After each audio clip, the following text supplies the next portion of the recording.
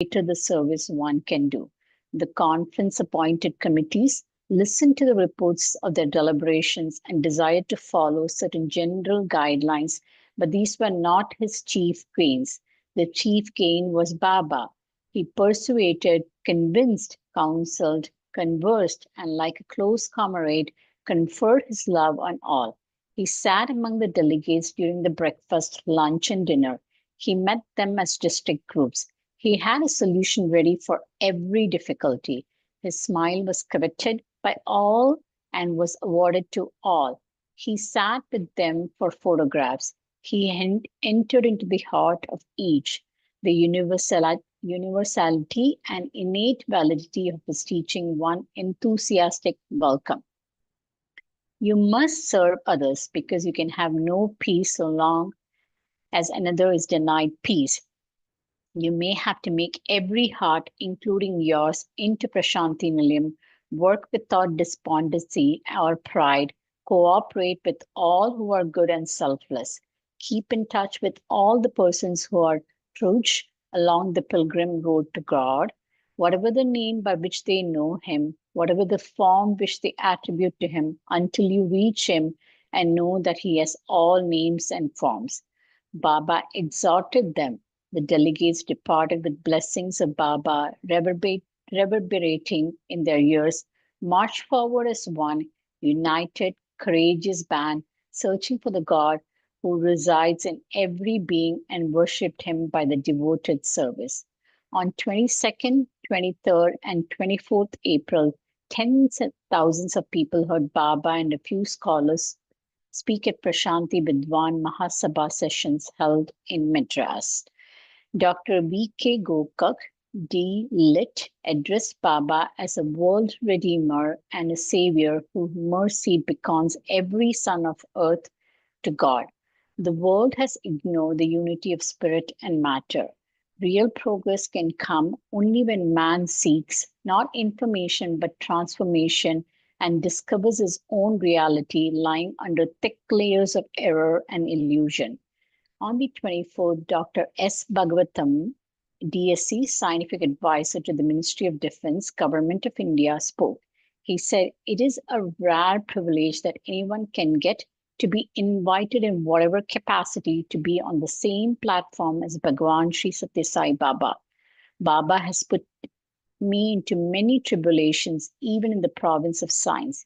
Years ago, in one of my first confrontations with him, Baba said, 'Scientists have no faith in God, is it not? You, in particular, have no respect for the ancient texts of this country. The Bhagavad Gita, for example, it hurt my pride. To establish the bona fides of my tribe, I told him of the Oppenheimer and his exclamation when his first experimental atom bomb was exploded. Div Surya Sahasrasya, which he had learned from the Bhagavad Gita. The truly learned among the scientists, I said, are aware of the wisdom of the ancient texts, the Upanishads, and the Gita. Do you like to have one?' He asked me and fingers took with his fingers some particles of sand from the bed of the Chitravati river where we were seated around him. The sand turned into a text of Bhagavad Gita, which he placed in my hands. I examined it later to discover the names of the press where it was printed. Needless to say, there was no name on it. There was an utter denunciation of the law of physics for which I stand. Later, he performed a surgical operation before me, creating knife, needle, bandage, all that was needed. I was fairly lost person at that time. Dr. Gokak said yesterday that Baba defied the laws of physics and chemistry. He does not defy the laws. He transcends them. He is transcendental. He is phenomenon. He is divine. That is the right way, the safe way for me to get out of the dilemma. We scientists are very humble lot. Every time we have added a little to what we already know, we realize that there are more things that we have to name for adding the area of ignorance. As I'm speaking, a man made contribution in digging into the moon, quarter million miles away, a trench 18 inches long and 9 inches deep. We know that only knowledge can be acquired, but wisdom, that has to be got from Baba. Bhagwan is our nearest kith and kin. Turn to him for eternal message. That alone will save us. During the discourses that he gave on the 3 evenings, Baba emphasized the importance of dedication so that activity may become meaningful and conducive to happiness. He said that man must be reminding himself of his essential divinity so that he may not slide into a beast which terrifies and get terror stricken. Fear is something that can never affect the man who knows he's a spark of the divine, he said. From Madras, Baba proceeded to Nilgiri Hills, and after a short visit to Calicut on the Arabian Sea coast, he proceeded to Annamalai Hills, the home of coffee and tea plantations, to inaugurate a high school there and reached Prashanti Nilayam for the Guru Purnima festival, which after the unforgettable Shiva Shakti miracle has acquired an epochal, epochal charisma. A week later, Baba left for Whitefield, and from there he went up to the Horsley Hills with a few devotees to spend time in a quiet place 4,000 feet above the sea level. It did not take long for the people of the valleys all around to know that Baba was shedding his lustre in their midst. They went up to him in large numbers during the 14 days of his stay, and they were amply rewarded at the bhajan sessions with vibhuti from his hand. The small group of aspirants that Baba brought with him could get from him elucidation for the many guardian knots of sadhana which they placed before him. You call them miracles, but for me, they are just my way. You cannot solve the mystery. For me, there's no mystery. They are part of my essential miraculousness. Baba says, devotees at Horsley Hills had many chances of experiencing the divine mystery. While walking along the footpath among the trees, Baba saw a jasmine creeper, and plucking a flower, he breathed on it. It became a diamond of exceeding brilliance. Another day, he gave a piece of granite picked from the ground to a devotee at hand, but it was not the stone that he received. The stone had turned into a sugar candy. Another day, he created rosaries and other sacred articles and gifted them to sadhakas. He materialized a silver vessel full of precious nectar that he alone knew how and when to prepare, and gave each one of them a few drops of that grace. Howard Murfitt of the Theosophical Society with Mrs. Murfitt was with Baba at the Hills. He writes, I was no cynic when I came to India. I know that I was skeptic, but not an incurable one. My approach has always been cautious, scientific one. I needed to see and touch for myself in order to believe, though through a strange network of circumstances, which I can only say was due to the grace of Baba, I met Sai Baba. Baba was kind to me. I saw and touched miraculous, incredible things I have established to the satisfaction of my critical self. That miracles do take place, actions speak louder than words. The word is powerful, but in a word made flesh, we see its power dramatically. Then it becomes a strong buttress for our tottering faith. While exhorting the devotees one day, as Murfitt writes, to reach beyond the portals to where the part is a whole, beyond all thought, all feeling, beyond the stars and the sun, beyond the cosmic zero, to where all things are one. Baba created a picture which he gave to one devotee of a cosmic Purusha, the universe, as a person, the Virata Swarupa, incorporating all gods and demons, all stars and skies, all beings and becomings, including himself and the previous Shirdi body. Murfitt writes, in all these, we must not lose sight of the greatest miracle of all. This is the miracle of his prema, his divine love. While universal, going out to all man, it is at the same time individual. You feel it beam directly and blissfully on you. As one of the bhaktas put it, every person thinks that Baba loves him the most. Yes, the pure love, universal, yet individualized, is the central miracle from which all others come as byproducts. The main end product of this stream of prema is to raise us to the knowledge of our true spiritual selves, to a realization of our oneness with life, with the author of life. How few there have been through whom has flowed this miracle river of pure, egoless love, which is its attendant worlds and eddies of lesser miracles. How lucky, how blessed we are to have known such a one on earth and to be with him still. Baba says that the world is not an empty, meaningless dream. It's purposeful play with the plots within the plot. God plays the roles, and so be on the watch. Recognize him when you see the majesty, beauty, order, harmony, melody on the stage. He wears many masks to hide himself. He says that his is also a role now, and he plays it off in his own free will. Baba reached Prashanti Nilayam from Vrindavan, Whitefield, on the 3rd day of July. The Murphets accompanied him thither, drawn by the love that he showered on them. Howard Murphy spoke on Baba at Prashanti Nilayam on the 21st and on the 23rd. Dr. Judith Jyoti Priya Tyberg on the East West Cultural Center, Los Angeles, addressed the residents. She had a long talk with Baba, during which she asked Baba whether movie films of his miracles could be taken and shown to convince people of their authenticity. Baba replied that doubts will still persist. It's only by strengthening one's faith, by clearing the doubts in one's mind, that one can convince others. Faith travels from one mind to another. Baba then created some sweets for the group, demonstrating that he had nothing in his hand or up his sleeve. They came through his sankalpa resolve. They were not in his hand, but in his head, he said. He revealed himself thus to Dr. Judith, for she was an earnest sadhaka, soaked in devotion and scholarship.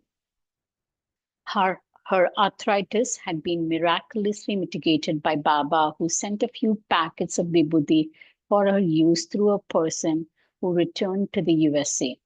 From his presence, he told her, I am in all hearts, I'm one with all, but yet I never share their pain or their joy. I never experience sorrow or anger. I am Ananda Swarupa and Prema Swarupa. No wonder that Maharishi Mahesh Yogi, the chief proponent of transcendental meditation, the holy man who has cast a powerful spell over the youth of the West, we who tried our dead and decayed Western culture will follow his holiness, our master, to the grave, say the hippies to him. Wanted that Baba should bless the leaders of the youth of the world who are training themselves at Shankaracharya Nagar, Rishikesh, to become the guides of the youth. On 30th July, Baba visited the College of Engineering at Anantapur, about 60 miles distant from the Nilayam. Baba pointed out the vast gathering of students and teachers that education had degenerated in a course of training for mere living, not for reaching the goal of life. It teaches skills, confers scholarship, but it does not concern itself with the resources latent in the deeper levels of consciousness, the springs of sympathy, service, and the renunciation, the urge to return to the haven of joy from which one has come away. Baba stayed on 3 more days at Anantapur, presiding over the sessions of the Prashanti Vidya Mahasabha. The 5th day of August 1967 is a noteworthy day in the history of Prashanti Nilayam. For that day, it was formally constituted into a separate township with a chairman and a committee which will manage its civic administration. Speaking about the village of Puttaparthi from the township area was separated that day, Baba said there would never be any traces of apartness in the mind so far as he or his devotees were concerned. Vrindavan belongs to all. Govinda is everybody's God, he said. He exhorted the chairman and the members to serve with love and care the residents as well as other members of the Sai family who come to the place. Baba went to Mandya, known as Sugar Town, at the invitation of the Minister of Education of the state of Mysore on the 20th August. There were at least 100,000 villagers gathered in the vast open spaces in and around the stadium. The minister said that he was so happy that many of my fellow countrymen are enthusiastic to have the darshan of Bhagavan and listen to his message. It augurs well for the future of this nation. You are legitimately proud of the great temples in your district built by the great architects and sculptors and master craftsmen. But you must remember that these heights of artistic excellence were reached by the men in music, sculpture, painting, poetry, drama, architecture, etc., only when the skill was dedicated to the God in the man. Baba told them in reply to their welcome address.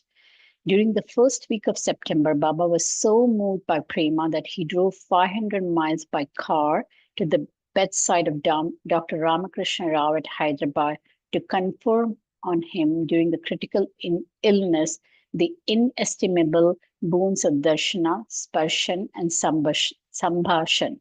The last function of Ramakrishna Rao attended at the Prashanti Nilayam, where his heart always was the inauguration of township. He was nominated by Baba as the president of All India Prashanti Vidwan Mahasabha, for he was a scholar and poet in many languages and an ardent devotee. As governor of Kerala, he had the honor of receiving Baba in the state more than once. As governor of Uttar Pradesh, he was happy to accompany Baba to Ayodhya, Kashi, Prayag, and Badrinath. He used to translate Baba's Telugu discourses quickly and correctly into Hindi. Baba granted him supreme contentment of joy during his last phase of his life. I have got what I've earned for, he repeated when Baba came away from his bedside. On 14th September, after midnight, a few minutes before the end, he assured the members of his family, Baba will guard you and guide you as he's done so long. Then he uttered from the depths of his heart his sacred mantra, Sriman Narayana Charano Sharanam Prapadde. I take refuge in the feet of the Lord and attain peace and liberation.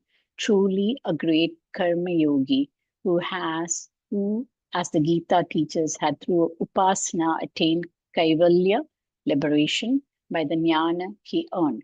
It'll be a thrilling chapter if one could collect and compile the events of the last days of the devotees of Baba who emerged in him. They die in silent serenity, in prayerful surrender, and in the midst of bhajan they share, or during the recitation of pranava, they get amrita from nowhere and sip it as they die. They see Baba before them with their departing sight and leave. After prostrating to him, they have vibhuti emanating from their heads in token of their blessings. Oh, it is amazing, sweet, and heartening the way in which Baba showers his grace when his devotees bid farewell to the bodies wherein they dwell. I had read of the great miracle workers and teachers of the India's past. I hoped that some might still exist today. I hoped, yet hardly dared to hope that I might even meet one. For underneath, like all men, I long for the many splendid things that Francis Thompson says that estranged faces miss, says Murphy. Among the many who came to India from foreign land on this search were the Ramus, husband and wife, who heard of Baba and came to Nilayam and stayed there continuously for over 6 months, engaged in sadhana. When they went back, persons who had already come under the influence of Indian yoga and thought that their teaching and inspiration of Ramana Maharishi, Aurobindo, Yoganandaji, Ramakrishna, and Vivekananda gathered at their place or drew inspiration for their example to study Baba's work and do sadhana according to his directions. A large number of people have come into Satyasai Satsang. If you have come over to India to have Baba's darshan and blessing. Charles Penn is singularly fortunate because though he was not come, he's able to feel the constant presence of Baba whether up in the sky while searching for a fallen aircraft, or down the seashore collecting shells, or in his prayer room picturing his form in his heart. Baba sits before him, converses with him, teaches him, answers his questions as clearly as if he was concretely present across the seven seas.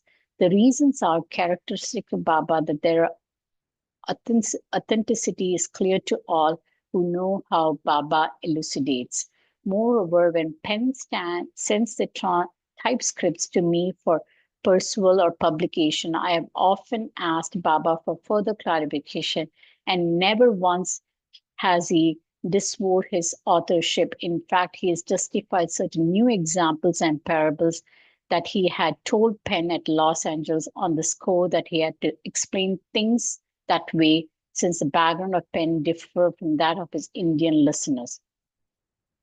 I gave him the example of daffodils because there is a bed of daffodils outside the shrine there, he said once. I tell him about the strong breeze and sails and ship because he knows about them, not you, he said to me. Indra Devi, a Russian born American citizen living in Mexico with an Indian name, was directed to Baba by a clairvoyant and later moved directly by the Murphans. She had learned yoga in Mysore from Yogi Krishnamacharya. Later, she had lived in Shanghai and given demonstrations of yoga in Moscow. She has a yoga foundation at Tecate, Mexico.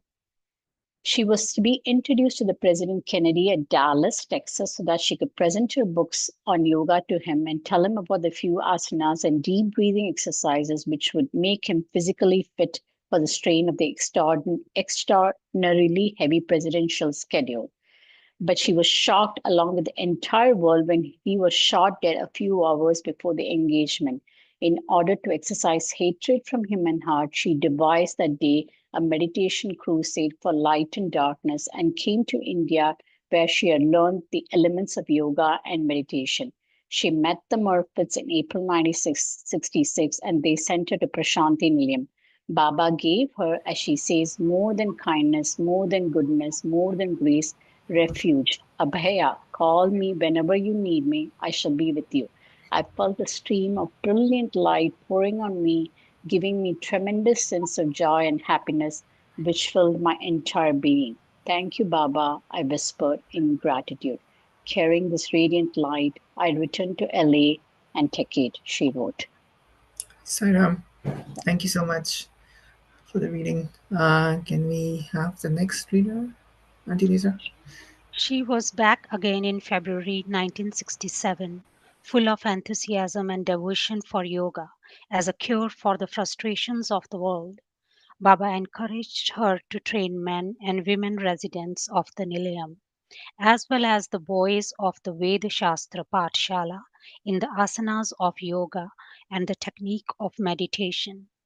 He was himself present on the 2 days, ready to elaborate the reasons she gave for choosing the flame as the focus of meditation and to clarify other points, which she felt essential for the course. Contemplation on the flame is the ancient Vedic prescription, where the Lord is described as a straight streak of lightning brilliance in the center of the heart. Baba has the Param Jyoti or the Supreme Light as the crest and crown of the yoga done on the Prasanthi flag. In the Nilayam, during the pre dawn hours of meditation, a lamp with its steady flame, clear and bright, is used for concentration. In the Dhyana Vahini written by Baba, he describes the Atma as the son of suns, the effulgence of effulgence. It is the supreme light, the Swayam Jyoti, the self effulgent. Therefore, Baba appreciated the crusade of Indira Devi and blessed it. He told her of its implications and possibilities in the context of the ancient Vedic prayer, Tamaso Ma Jyotirgamaya, from darkness lead me to light. In the book Prasanthi Vahini, written by him years ago, he had explained it thus: O Lord, when the objects of the world attract me, remove the darkness, which hides from me the all pervading, all constituting Atma, which every object really is. The Sara 1967 began with the dawn of October 4th. Dr. K. Bhaskaran Nair, DSc, writes Life in India today is like a lotus flower at night. It is downcast with the burden of dew, and the petals are closed in suffering. It droops with pain and privation, and waits in agony for the dawn. Will the dawn ever come? Let us not despair. The crimson rays have broken the evil night. Very soon it will be day. This is the hope Puttaparthi holds out to us. After the dawn, Baba gave darshan to the thousands waiting for it and hoisted the flag of peace on the hearts of all, making each heart a prasanthi nilayam. The lotus bloomed. In his discourse during Hospital Day celebrations, Baba said that concern about the future, contrition about the past, and the castles planned to be constructed in the future cause most mental illness. Men are not brave enough to forget the past, to look the present in the face, and to plan sensibly for the future, he said. On the 6th, about 10,000 hungry people were fed sumptuously, people whom Baba would refuse to call poor, for many of them, as he says, are rich in spirit. He also gave thousands of saris and dhotis with the affection and care that no parent evinces towards his children. The Ved Purushaptaha Yajna, which has become an annual feature, highlighting Baba's mission of Vedic revival, started on the 7th. That evening, when the fourth anniversary celebrations of the Prasanthi Vidwan Mahasabha were inaugurated, everyone became aware of the vacuum left behind by Dr. Ramakrishna Rao. Dasara is, above all, the worship of the mother as the goddess of learning, of wealth, of food, of beauty, of art. So, Baba admits into the program music recitals, musical discourses, dramas, folk plays, recitations, readings from their poems by poets, etc., as offerings at the feet of the mother. The yajna was successfully accomplished on Vijayadashmi day, the day of victory. Baba gave darshan that day, wearing the resplendent robe of gold thread woven by a devotee who had himself woven the mantra Sai Ram 108 times into it, reciting it throughout the process of weaving. When Baba came that morning wearing the unique robe, devotees felt a thrill that awakened all levels of their consciousness in bliss, as if the Lord extolled in the Vedas and presented himself before them in his full glory. They remembered the song that Baba had sung during the inaugural discourse of Dasara. When man is bogged in wrong and hate, lost in error, afar from Era's moors, to lead him right in love, when world does writhe in agony, at thirst of blood and loot, to cleanse the heart of hate, when trampled under heavy hoof, the good as orphans grieve, to fondle, foster, free, when the word of God is twisted by pity putrid tongues, to reveal, unfold, proclaim, to lighten burden of the earth, to keep the truth he plighted. God has come as man amidst men. Can call be clairvoyant, clearer? Drawn in and tossed on the waves of birth and death. You sign and groan in pain, O man. Be steady a moment, watch, catch within reach. The lifeboat floats, Satya sail. The confidence which that insurance assurance gave, the joy imparted by these tidings, devotees desired to share with the people of their towns and villages as early as possible.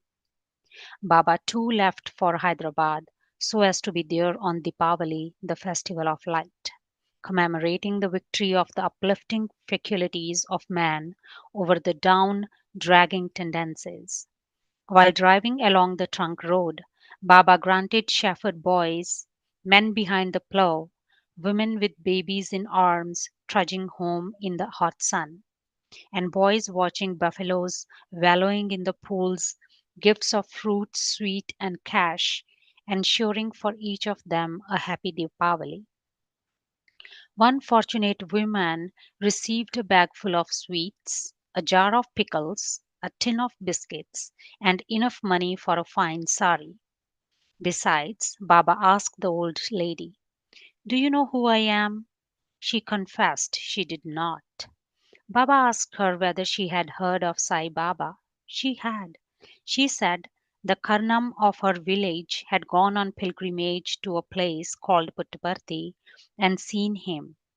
Baba, embodiment of prema that he is, stood before her and said, "See, I am that Sai Baba." The lady fell at his feet. "Go, have a happy holy day," he said. On November 2nd, Baba was at Bombay. Next day, Baba drove to the outskirts of Andheri along the Mahakali Cave Road and reached the site where 30,000 ardent bhaktas were singing paeans of praise for the glory of God, awaiting the precious moment when he was to consecrate the spot where Dharmakshetra was to be built. Baba went up to the topmost terrace on the hill. The ceremonial rites were nearing completion. The trench in which the first row of stones was to rest was ready. Baba waved his hand, and a silver plate with the mystic symbols of the presiding deities of the 9 planets of Vedic science emanated from it, in full view of all. Baba directed that it be placed underneath the first stone and himself laid the mortar with a trowel. Then he hoisted the Prasanthi flag and unveiled the copper plaque announcing the inauguration of Dharmakshetra. Addressing the vast gathering of devotees, Baba said that the name Dharmakshetra was used for the battlefield, wherein the Gita was taught. Though its real name was Kurukshetra, it was referred to as Dharmakshetra in the Gita. It was the field where Dharma won over Adharma, where right prevailed over wrong.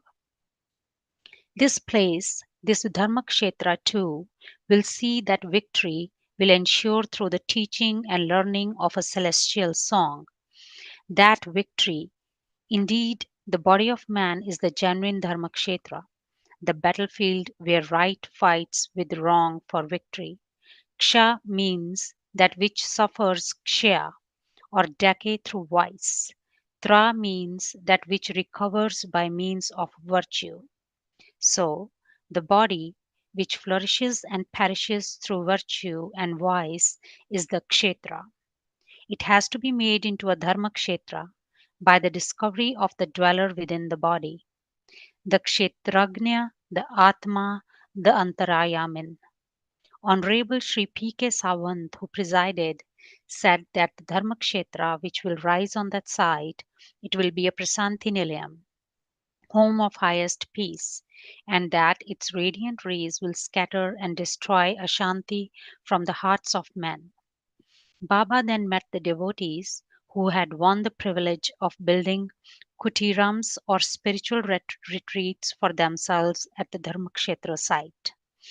He exhorted them to intensify their yearning and to deepen their faith so that they may be examples to those who doubt or deny the value of spiritual endeavor. In the evening, Baba inaugurated the Satya Sai Seva Dal, an organization of young sadhakas who strengthen and supplement their sadhana by efficient and earnest service rendered to the weak, the disabled, and the distressed. Baba himself is, to us, the supreme exemplar of service through love. On 4th, 5th, and 6th November, Baba gave darshan at the Dharmakshetra site during bhajan in the morning. His eyes picked out from the thickly packed masses sick children, diseased adults, and deformed or defective unfortunates. He blessed them with vibhuti, created to assuage and assure. Baba reached Prasanthi Nilayam on 14th November, in time for the birthday celebrations. Each year, my birthday is celebrated in grand style. Thousands come to have my darshan, the darshan I brought you to enjoy to the Nilayam on my wings, said Baba to Charles Penn in Los Angeles during one of his supracorporal visits to him. But he cautioned Penn, do not think that it is my birthday that is celebrated.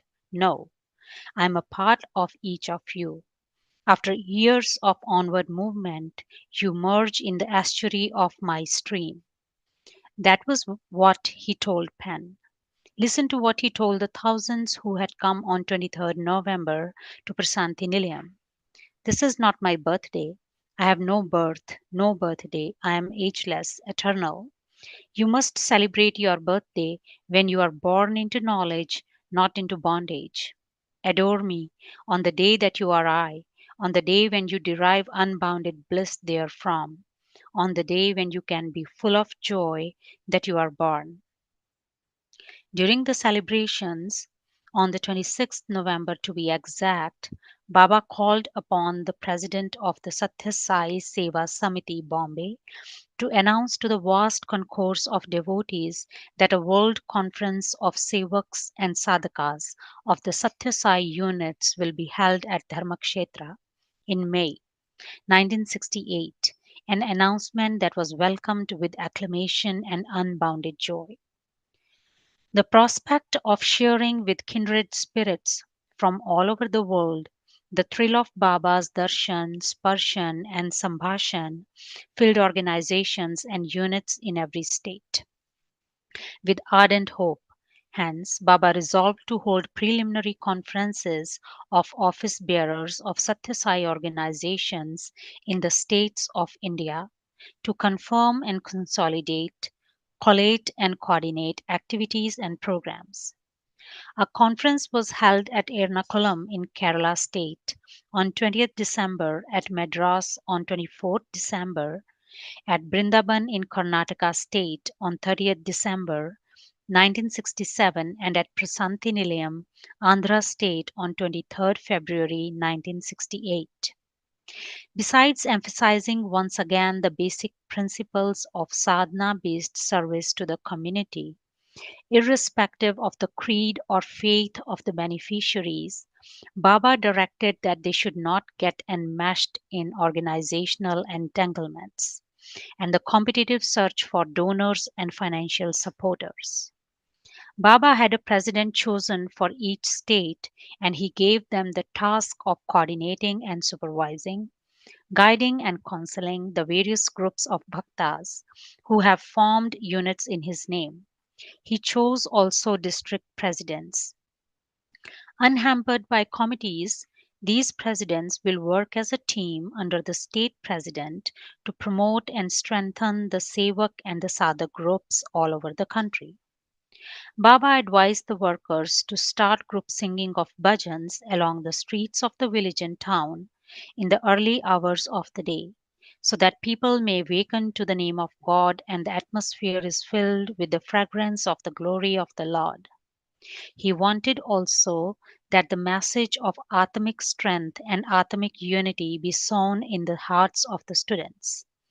Women devotees were directed to form samitis to serve their sisters. Thus, the Ganga of grace flows from the Prasanthi Nilayam, which is Baba.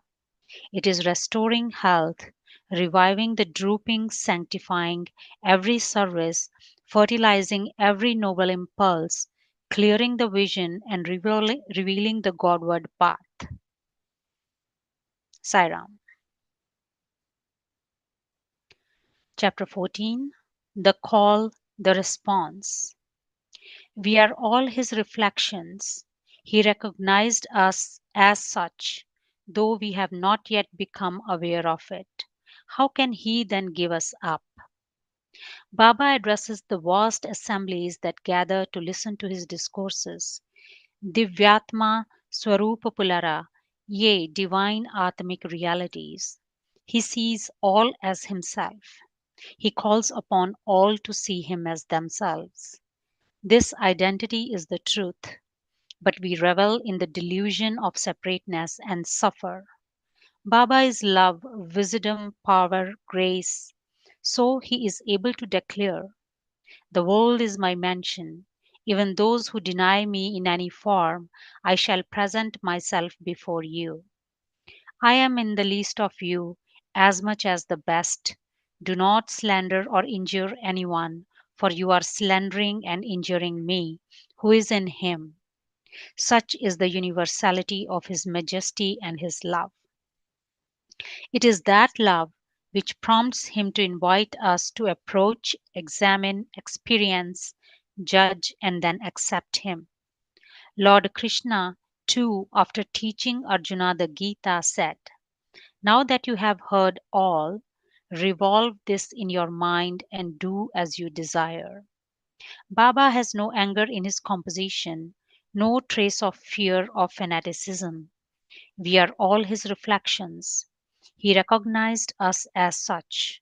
Though we have not yet become aware of it, how can he then give us up? He sees mankind as a massive caravan on the pilgrim road across the desert waters, some straying away where mirages attract, some searching for oases, some listening to the voices of those who have seen the goal. When Baba, at the age of 14, cast away his satchel of school books and stepped on the road with the words, "I am no longer yours. My devotees are calling me, and I have my work to do," the caravan was about to destroy itself in the arid region of simum ridden technology and died of thirst, deprived of the waters of love. There is in every river, Baba says, the urge to return to the sea from which it was born, rising as vapor into the sky, rolling across it as cloud, falling as rain upon the earth, flowing along the bed it scours. It keeps that urge in mind.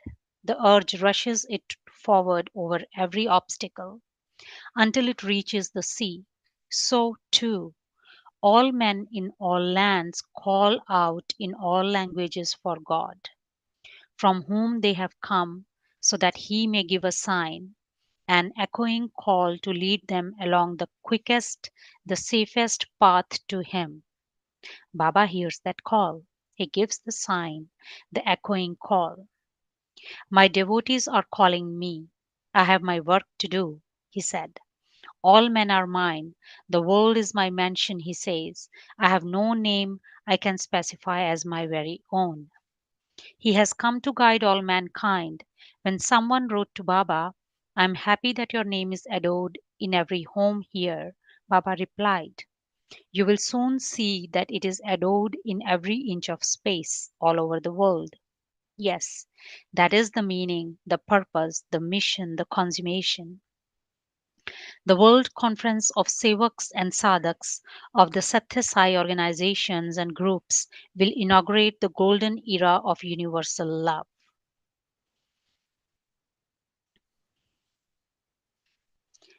Saram, I think this is the end of the book. Uh, we can go to the next book. Start the next book. Are you able to see my screen? Yes, Okay, perfect. So we'll go to the volume 3 and start from, yeah, chapter 1. Chapter 1, The Ascending Sun. His wisdom surpassed that of the greatest of sages. Those who came to examine remained to extol. Those who extolled desired that others too should share the thrill. Thus the triumph of the master spread from region to region. That was the plowing of the field, the preparation. Satyanarayana Raju, aged 14, student, fourth form, Uravakonda High School, threw off his bag of books one evening, saying, "My followers are calling me. I have my work to do. I do not belong to you any more," and walking out of his brother's home. He sat under a banyan tree and sang a song. He wanted the gathering to sing with him. Those who desire to liberate themselves from the chain of birth, struggle, success, failure, ease, and disease, and death come. Adore the feet of the Master. That was the announcement of the amazing advent. The good news spread. The Sai Baba of Shirdi in Maharashtra has come again as promised. Streams of pilgrims bound for Shirdi turned to Puttaparthi, where he was born and spent his boyhood in song and dance, music and mystery. The maimed, the ill, the distressed, the distracted, they came in hundreds from far and near. Baba consoled and cured. He revealed their past, which shaped the present, and the present that would determine the future of those who sought his guidance. He showered love beyond measure on the unhappy, rich and poor alike. He manifested suprahuman powers, transcending the laws of nature. His wisdom surpassed that of the greatest of sages. Those who came to examine remained to extol. Those who extolled desired that others too should share the thrill. Thus the triumph of the master spread from region to region. That was the plowing of the field, the preparation. Fresh from his beneficent tour of India, from Kanyakumari to Kilanmarg, Baba, in his 32nd year, resolved to further his Dharmastapana, the revival and re-establishment of the more moral order in human affairs, in a wider and more persistent manner. He inaugurated the Sanatan Sarathi, the monthly magazine, in 11 languages: Telugu, English, Tamil, Malayalam, Kannada, Marathi, Gujarati, Bengali, Hindi, Assamese, and Nepali. The clarion for his call, the conch that awakens and arouses, the banner for humanity's campaign against its inner foes: lust, anger, greed, attachment, pride, and hate. Baba also exhorted people to sing, in chorus, the glory of God and encourage each other to march towards Him. He himself moved over the land like a rain cloud, showering courage and conviction on hearts parched by the cruel rays of doubt, disappointment, disputation, and dilemma. This was the sowing of the seeds, seeds of Satya, Dharma, Shanti, and Prema, seeds reinforced with the authority of the ageless Vedas and the indisputable experience of the sages and seers of all lands. Many were touched by the light of love, and many were aroused into spurts of sadhana and tenacious efforts to serve. Through his discourses that inspired them to search within for the reality instead of seeking without for its shadow, and many were helped to tap the springs of ecstatic communion with the divine through the disciple through the discipline of bhajan. These were called into the presence at Madras for the first All India Conference of Satya Sai Seva groups, where everyone was armed with a new vision and a new vitality to render social service and win self realization. The seeds thus sprouted fast, fed by the warming rays of the Sai sun. The first two volumes of this book, Satyam Shivam Sundaram, have chronicled these events.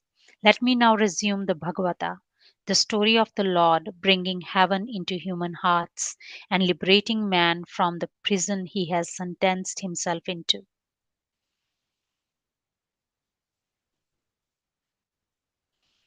Chapter 2: Attention, World at Prayer.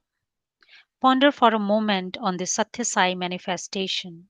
In this age of rampant materialism, aggressive disbelief, and irreverence, what is it that brings it to the adoration of millions from all over the world? You will be convinced that the basic reason for this is the fact that this is divinity in human form. On 12th May 1968, the Dharma Kshetra an architectural jewel built on an elevated spot, commanding a panoramic view of the environs of Bombay as the international center of the Sai family, was inaugurated by him. This palace of God is intended to serve as the residence of Bhagavan while at Bombay. Dharmakshetra is the first word in the first shloka of the Bhagavad Gita. It is used there as an adjective to describe the battlefield, where the Kaurava might was pulverized by the Lord and his grace showered on the Pandava right. The field was known as Kurukshetra, but the intervention of God to succor the cause of truth, justice, peace, and love transmuted it into Dharmakshetra. The word summarizes the history of the two clans, who were in mortal combat on that field. It symbolizes the beginningless conflict between good and bad in the human heart, a conflict that ends in the triumph of the good, when, as the Pandava did, we accept and install in our heart God as the charioteer, and now it elaborates the role of Baba in human history one step further. For he had already declared himself as Sanatana Sarathi, the person at the wheel of life, since time began and space rolled out for every being that became. We see before our mind's eye Sri Krishna holding the reins while Arjuna listens and learns. We see the Lord as Baba is seen by us today, guiding and guarding, assuaging and asserting, reminding and reprimanding, revealing and reviving the wayward and the wavering.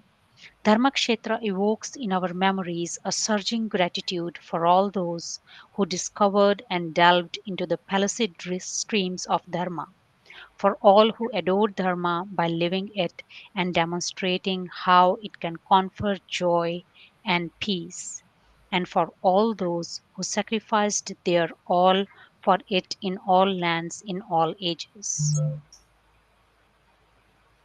Perfect. Okay. Sairam. Ram, thank you so much for your reading. Thank you for your sister. Thank you for your service, sister. Let us conclude with Om and three Shantis, uh, starting with Samasta Loka. Samasta Loka Sukhino Bhavantu. Samasta Samastaloka Loka Sukhino Sukhino Bhavantu Samasta Loka Samastaloka Sukhino Bhavantu. Om. Om Shanti Shanti Shanti. Thank you for your service again. Have a nice night.